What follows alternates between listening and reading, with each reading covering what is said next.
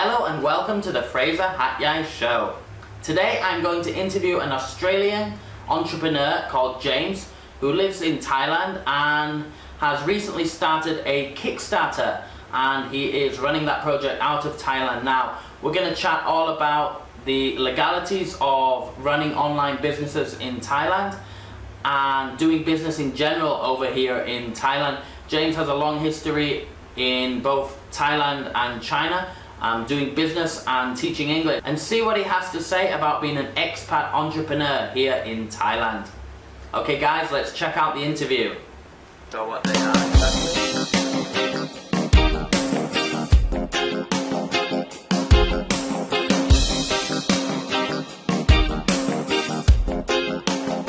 Today I'm going to be interviewing an entrepreneur living in Thailand. His name is James. He teaches online, as I do as well, and he also runs an e-commerce website.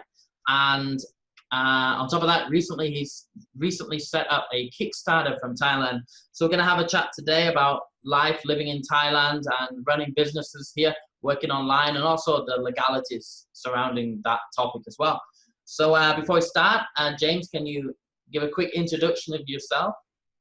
Okay, sure. Hi, Fraser. Thanks for having me too. This is really fun. I've been visiting Thailand since about 2006, about 12 years, but I've lived here permanently for the last year, since last June. Awesome. So why did you decide to come to Thailand in the first place? Oh, okay. Well, I guess the standard reason, I have a Thai wife, and we have a daughter here, and we've got a house and car and all that. We're all set up, basically. Awesome. So this is now my home, my permanent home. Okay. But you're not there right now. Where are you at the moment? At the moment, I'm in Nan City, Nan Province. Awesome. Okay. And for those who do not know, where is Nan in relation to Thailand? Nan Province. It's a little sleepy sort of rural city. They call it a city, but it's really not. It's about 5 hours east of Chiang Mai by car. Awesome. We both live in kind of smaller places. Like you live in Nan, I live in Hat Yai, which, although it's like the fourth biggest city in Thailand, once you get past the first biggest city in Thailand, Bangkok, everywhere else is pretty small. So yeah, I much prefer living in more quieter places, and then traveling to Bangkok when you have to do business and for a couple days or whatever. Cool. So let's talk about your background with online teaching. When you first arrived in Thailand, did you start teaching online right away, or did you do any work with Thai schools? I did work for a Thai school a long time ago, probably about 8 years ago, but I only lasted about 2 months. It was like a relief job in a city called Khon Kaen. So Khon Kaen, yeah, I know Khon Kaen in the northeast. Great city. I had a friend there. But yeah, the Khon Kaen was good, but the job was really hard work, It was all day, basically 8 till 4, and big classes, very little resources. So I found that very challenging, and I sort of remembered that later when I moved here. So I never had any intention of teaching in a Thai school from day one. When I moved here permanently, that wasn't the plan. When I first arrived in Thailand, I taught in Sisaket, which is also in the northeast of Thailand. Yes. And I had a similar kind of job, minimum pay, 30,000 baht a month, and they expected you to be there from 9 to 5. Plus you had additional work like marking and all sorts of things. I thought it was great when I first had it because I just arrived in Thailand. I did a travel course and I had a job, and I thought 30,000 baht up in the northeast of Thailand 8 years ago was pretty cool. It was pretty nice. I lived pretty happily on that. But it does get old pretty fast, and it is a lot of work for that amount of money.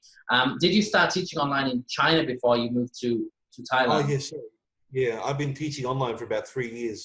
I started very part-time, maybe 1 hour a day, and then I slowly sort of increased my hours as I got more used to it. But it wasn't until probably early last year that I decided this is really it's viable. I can do this full-time as a source of income. Before, awesome. I always treated it as very part-time. I didn't take it very seriously.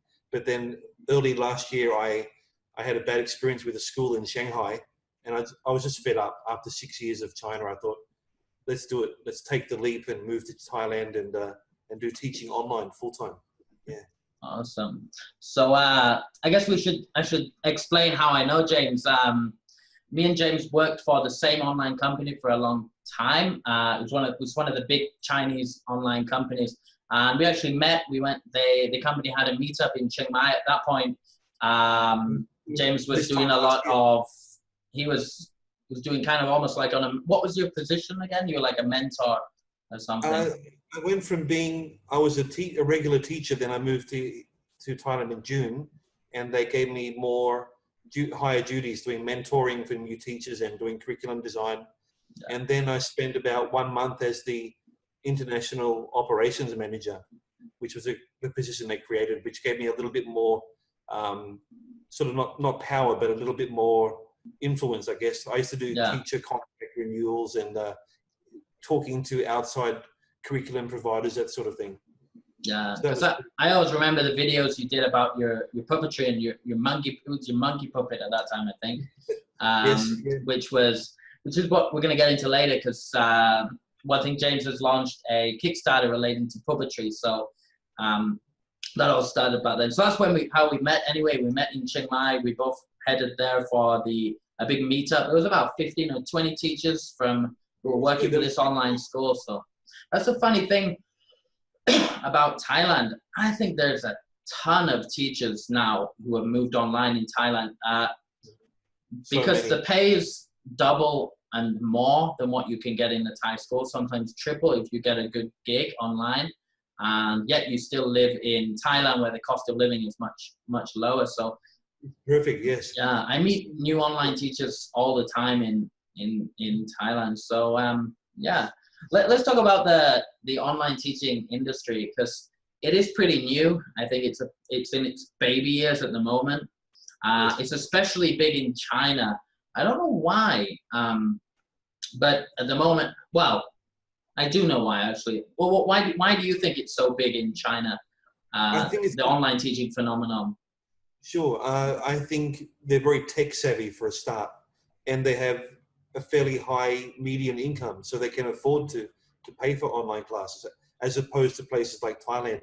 As you found yourself, it's hard to get students here. So China, they have a higher they have a huge middle class now, and they're very tech savvy.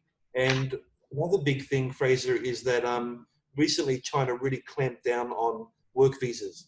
So a lot of teachers had to leave. So there's been there's a wasteland now. People just can't find teachers in China.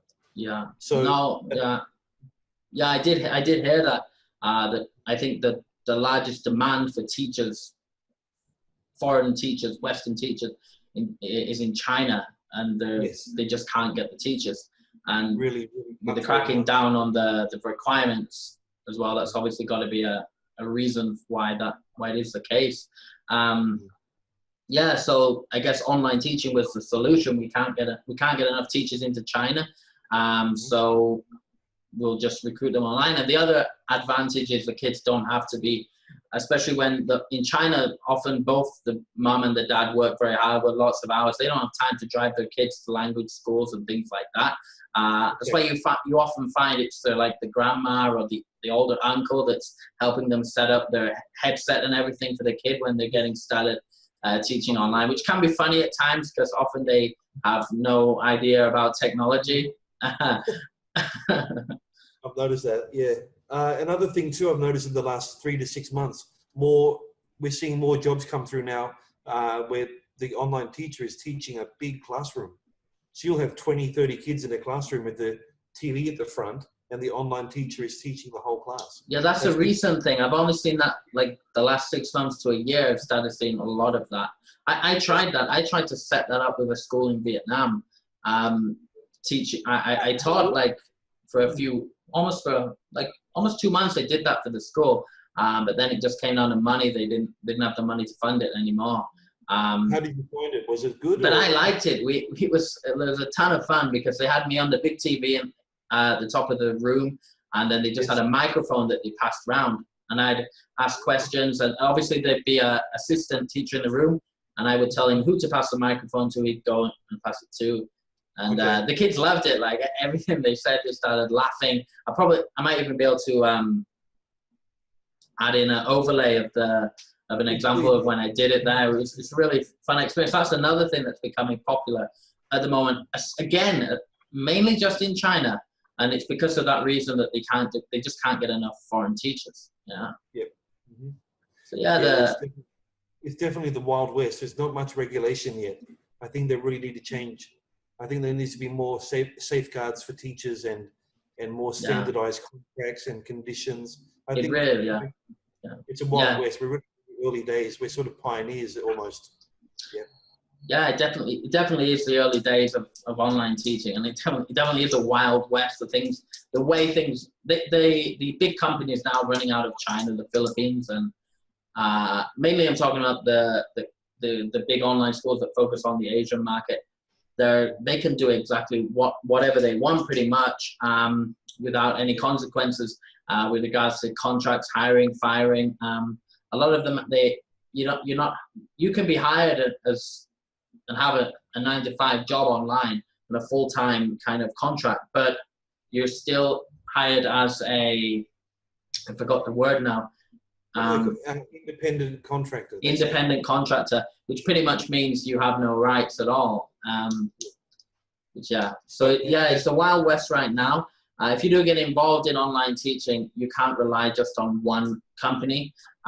You've got to do a mix of everything. I know recently you do a lot of freelancing as well with Chinese students. Is that right? Yes, yeah, that's become a big part of my income now, and it's grown really fast. I can talk about that if you like.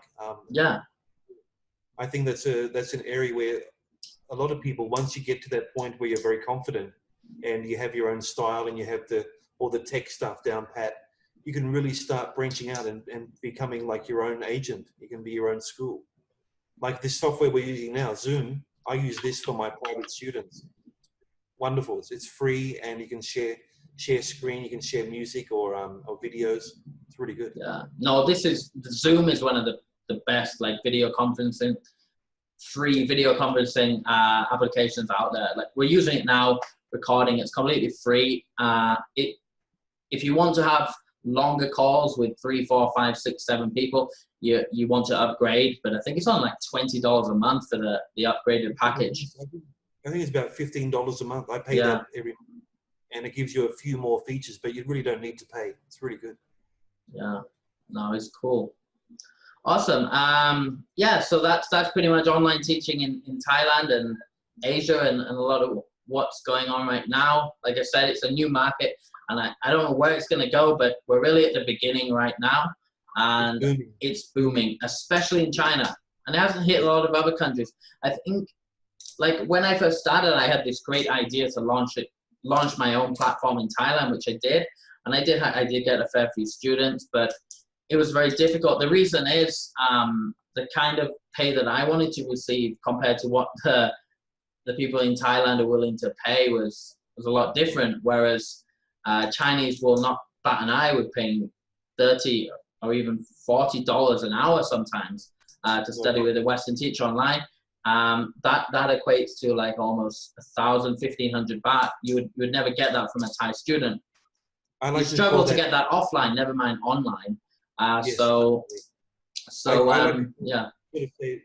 can have like a boutique class. I call it like a VIP class, where you do offer something a little bit different, and you can sort of pitch that to the parents, and they're quite happy to pay like premium for it. Yeah.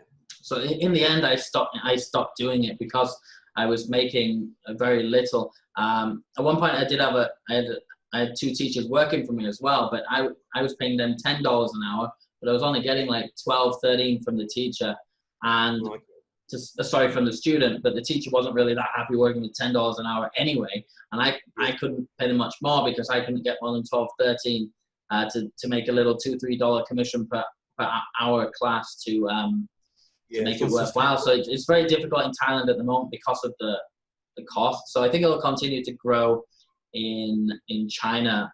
I'm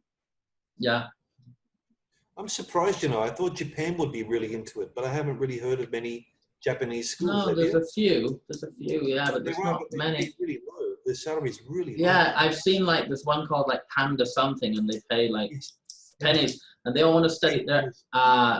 They all seem to be Filipinos teaching on those platforms.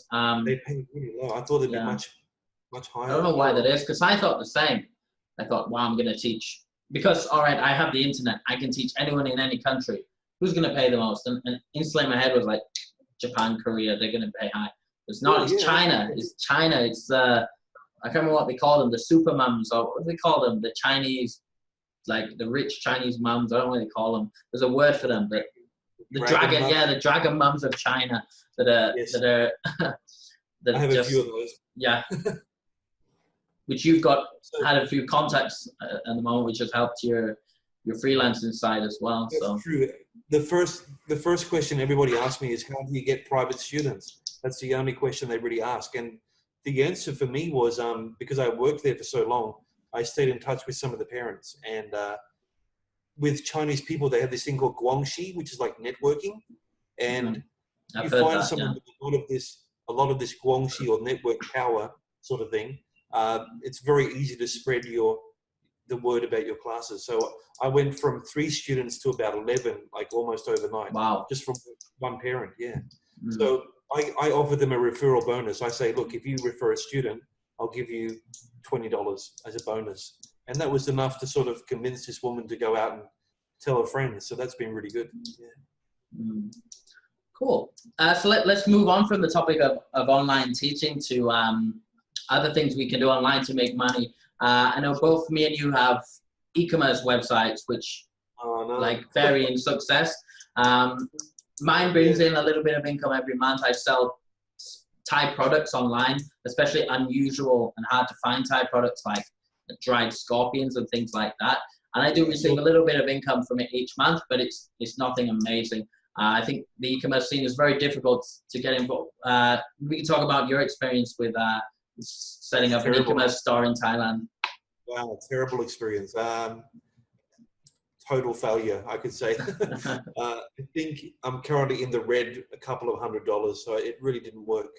I thought I had a really good niche. I thought online teaching would be a really passionate, engaged niche. But to be honest, the products I was trying to sell, like webcams, headphones, props, puppets, this is things that people can buy in the local department store. So there was no real appeal for them to go to my website. So then I rethought it and I thought, okay, I need to offer value. So I was offering worksheets and trying to give people value, but that didn't work either. So it's still online, onchers.com, but I don't think I've had a sale since maybe April. Oh, really? Pretty bad.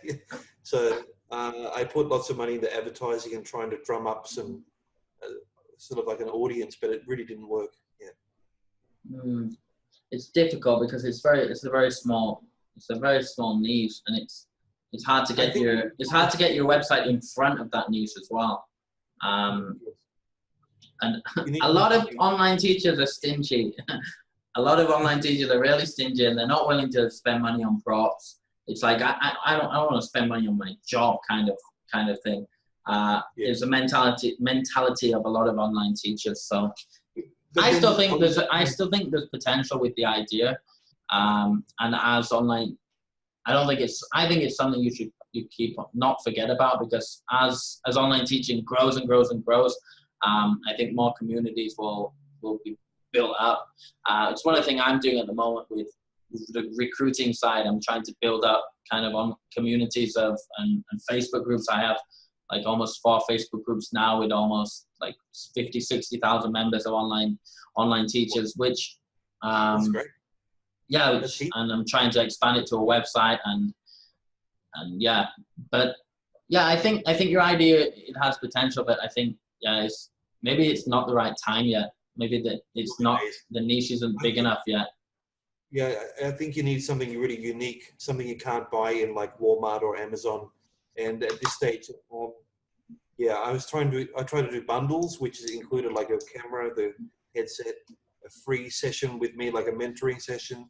I tried lots of different things, but just the profit margins are very low as well, especially when you were doing drop shipping mainly.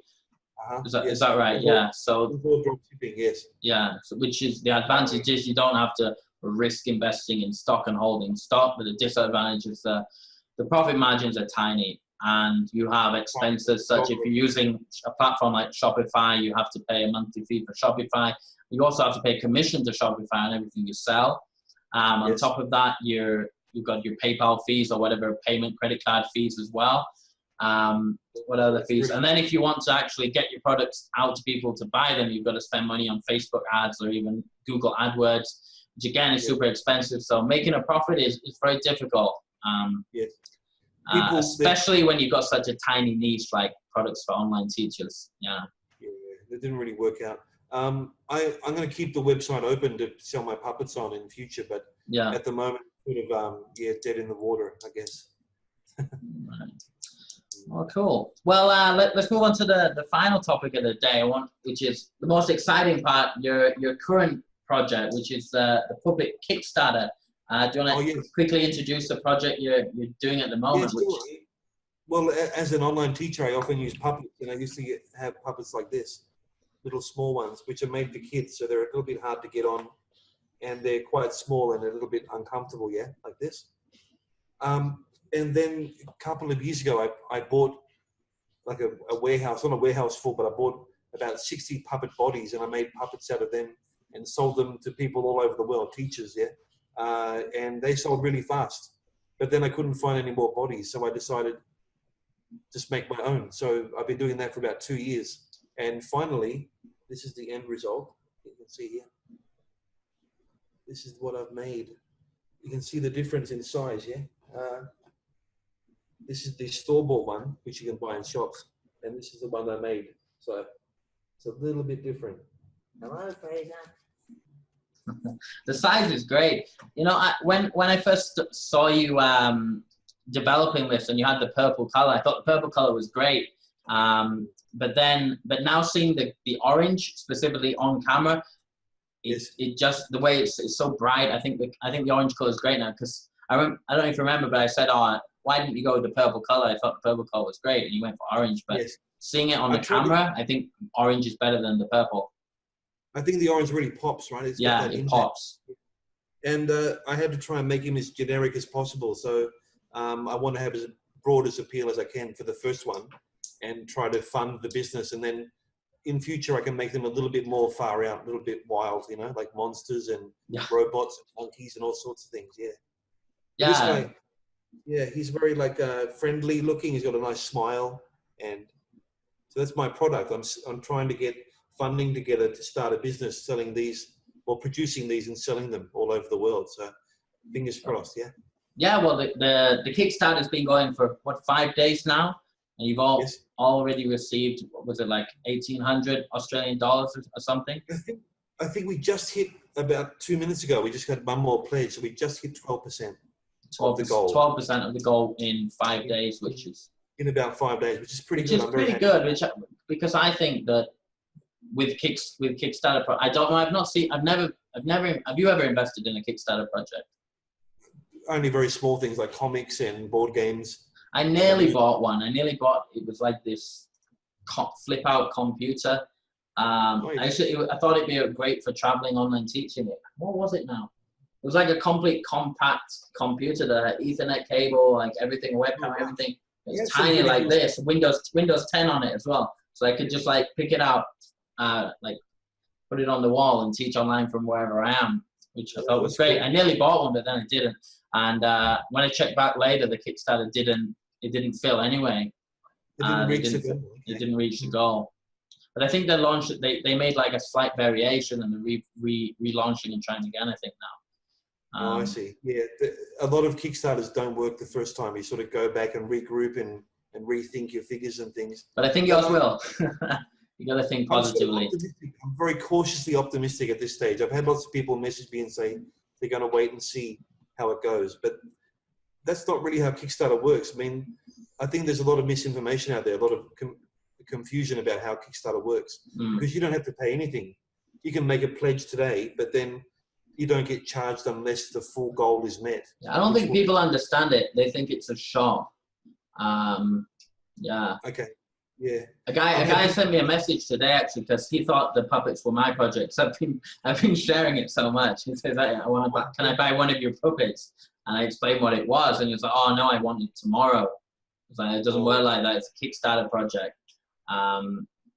Yes, and then I told him the price, $50 the current puppet. He said, "Oh, I only want to spend $5." I was like, "This is like an adult size, high quality puppet. You get one of these for $5, yeah." Well, that's $15, but yeah. I But guess that's another thing with a lot of. He's an online teacher too, but they just don't. They're not willing to spend much money on. I think that's one of the difficulties. A lot of online teachers are not willing to spend more than $5 and $10 on props for their class. But I think they need to see more footage of this thing in action. I think. Yes. Just, I'll be home tomorrow night, and I'm going to start making little daily clips, 2 or 3 minutes, and show people. The part of the video I liked as well when you were sat behind with the laptop and with the puppet there, so you could actually see it in kind of like a classroom setting, which looked good there. I think they need to see more and more. You just need to bombard them with footage of the actual puppet in action. I need more of that. Yeah, I agree, man. I've been away from home for 2 weeks, and we started about 5 days ago, but I can't wait to get home in my office and really start making more videos, like daily updates and things, and really get people behind it.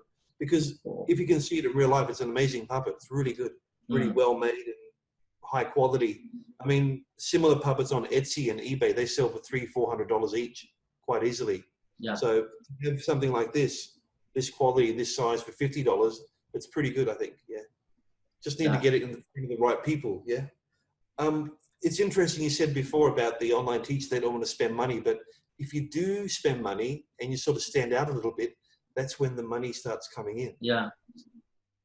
If you put a bit of effort in and do something different. Puppets, if you're teaching online, actually I don't use a puppet that much because I had like a couple of crappy ones and I have some finger puppets, but I've been waiting for something like this, like a full-size big puppet to really integrate it into my online lessons. You can customize it too. You can buy the puppet without the features attached, so you can make your own puppet basically with a hot glue gun. You could have no hair at all. You can put a different hair on. You can have the eyes far apart, close together. So it's kind of customizable too. You can make your own character quite easily. That's cool. So I know you mentioned before that you've tried to do this. You're running it in Thailand. You've tried to do it all by the book and by the law and everything. What kind of, have you come up against anything that's been a problem doing this in Thailand, and how have you had to go on about paying taxes on your income and all this kind of thing while living in Thailand? That's a good question because that's important to me. I don't want to get deported for working without the right papers and things. Well, at this stage, it's still in crowdfunding stage, so we're not actually working yet. But one of the costs that's included in the Kickstarter is legal fees, which is for a company or a lawyer to register the business, set up a company, do it all legit. So from day one, I'll be paying tax and declaring tax and staying above, staying in the law sort of thing. Because as you know, Thailand doesn't really play much with that sort of thing. They're quite strict about it. As it's an online project, would it not be easier to say, fly back home to Australia, press the enter button there, you've received all the money while in Australia, then fly back to Thailand, and then officially you did it from Australia. You clicked the enter button, you've received the funds and sent the funds and did it all well in Australia, then you came back to, which would work out cheaper, doing that or going through all the legal fees and setting up a business in Thailand to do it. Good thing about, if I do set it up here, I can issue my own work visa, which is another. That's an advantage, yeah. Definitely, yeah. And also I'll be able to do things like buy property in the future, hopefully, or apply for credit, a line of credit through a bank, that sort of thing. And also the tax here is much lower than Australia. So there's many benefits to doing it all properly here. Yeah.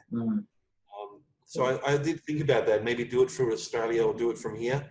Another thing I should mention is that Kickstarter doesn't allow Thai people to launch campaigns. You can't do it if you're Thai. Why? No, I have no idea. So I assumed that I couldn't do it because I'm in Thailand, but they said, no, you're an Australian citizen. you can launch the campaign, but we'll do it all via your Australian bank. That's weird. Is there a reason? Does it give a reason why they don't accept? Is there a few countries that can't do it, or is it just Thailand?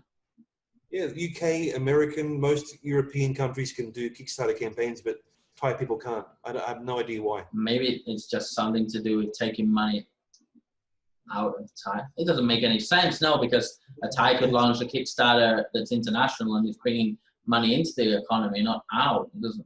And there's so many creative people here in Thailand with great ideas, but they can't use Kickstarter. There must be a Thai. There must be a Thai version of Kickstarter that they can use. There's alternatives. There's Indiegogo and there's GoFundMe. There's quite a few options. So I think Kickstarter just have that rule. I don't know why. How about Kickstarter? Is there high fees from Kickstarter itself? Kickstarter keep 5%. They take 5%. Wow, they must make a ton of cash. That's factored into the funding goal, yeah. And then on top of that, you pay about 3 to 5% of the payment processor. So that's also included in the funding goal. You have to sort of factor that in, yeah. Cool. So they get a pretty nice cut from it.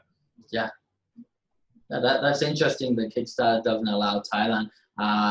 My guess is just some kind of, they don't have the right relationships in Thailand or something. Maybe Thailand has the relationships with one of the other companies, so they don't want to allow Kickstarter in it. That's probably what it is.